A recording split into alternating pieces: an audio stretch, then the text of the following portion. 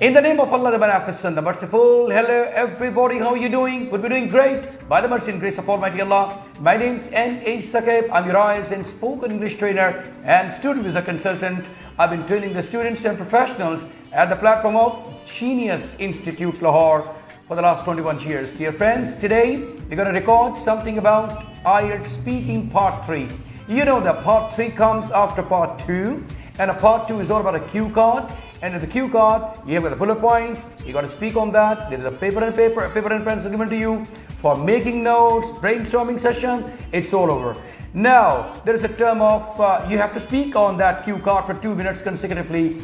Afterwards, there comes the session for your question answers. It's a kind of discussion, detailed discussion. Sometimes you are justifying, sometimes you are evaluating, sometimes you're speculating, ideas, abstract ideas, and this session is not about you. For example, the part 1, most of the questions are asked about you. In part 3, no questions about you. The questions are about ideas, about theories, about abstract kind of ideas. You have to express yourself brilliantly well in order to show the examiner that you can score good band scores. Right, so today we're going to talk about higher education, about the university education. So the question would be like this, as usual, usually mysteriously, we've got Miss Samra with us today as well. We really thank her a lot for being with us today as well. Now the questions would be like this, you know that, I beg your pardon, the questions would be 5 to 7 approximately. So the question would be about the part 2 topic, but these are independent questions. They are not about the cue card. Actually, they have relation with the cue card, but these are 5 to 7 independent questions. Now, the first question is higher education too expensive in your country?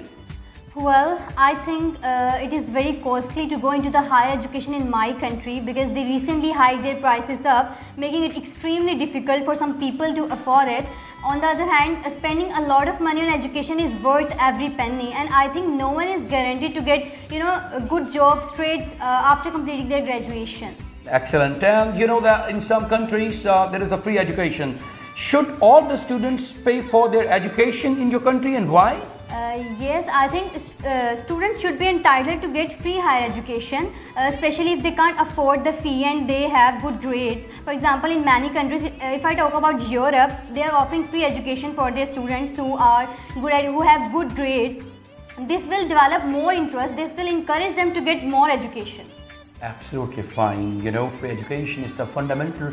Free education and free medication is the fundamental right of every citizen of the world.